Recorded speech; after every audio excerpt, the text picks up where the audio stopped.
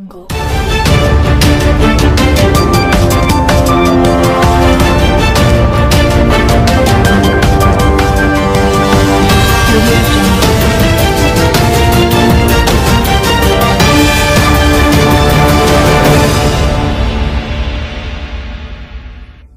हाय दर्शक शुभ संध्या मु स्वागत करछि बीएम क्रिएशन यूट्यूब चैनल को।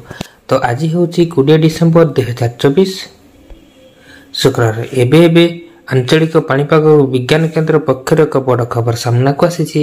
वर्तमान जहाँ सूचना मिलूँ 12 घंटार अपपात चाषी छानिया। सूचना अनुसार दक्षिण बंगोपसागर सृष्टि होता लघुचापटी सदृश लघुचाप परिणत होती। आगामी 12 घंटे यह अपपात परिणत होवार संभावना रही। यह प्रभाव में राज्य में स्वल्परू मध्यम धरणर वर्षा होवार संभावना रही। भुवनेश्वर आंचलिक पाणीपाग केन्द्र पक्षर एने पूर्वानुमान कर पाणीपागर सूचना अनुसार लघुचाप प्रभाव राज्य विभिन्न स्थान में आज और आसंताकाली मेघुआ पाग सह वर्षार हेब। एथिसह रविवार मध्य राज्य में हल्का मध्यम धरणर वर्षा होवार संभावना रही। आज सकाळ 8:30 रु 21 तारीख सकाळ 8:30 पर्यंत उपकूल ओडिशा किछि अंचल हल्का मध्यम धरणर वर्षा हेब। ସେହି ଜିଲ୍ଲାଗୁଡ଼ିକ ହେଲା କୋରାପୁଟ, ମାଲକାନଗିରି, ରାୟଗଡ଼ା, ନବରଙ୍ଗପୁର, କଳାହାଣ୍ଡି, କନ୍ଧମାଳ, ନୂଆପଡ଼ା, ବଲାଙ୍ଗୀର, ବୌଦ୍ଧ, ସୋନପୁର, ଅନୁଗୁଳ, ଢେଙ୍କାନାଳ, କେନ୍ଦୁଝର ଓ ମୟୂରଭଞ୍ଜ ଜିଲ୍ଲାରେ ଗୋଟିଏ ବା ଦୁଇଟି ସ୍ଥାନରେ ହାଲୁକାରୁ ମଧ୍ୟମ ଧରଣର ବର୍ଷା ହେବାର ସମ୍ଭାବନା ରହିଛି।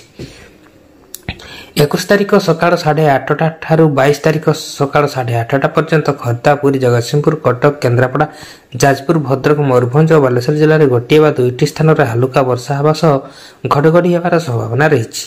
आज सकाळ मध्य ट्यून सिटी रे हलुकार मध्यम धरणर वर्षा होईछि। वर्षा हवा नै पाणीपाग केन्द्र सूचना देवा परे चिंतारे पड़िछन्ति चाषी।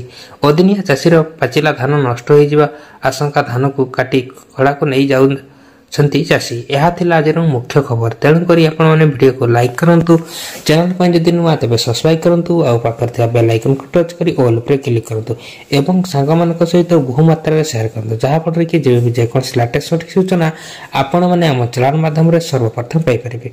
Video report BM creation.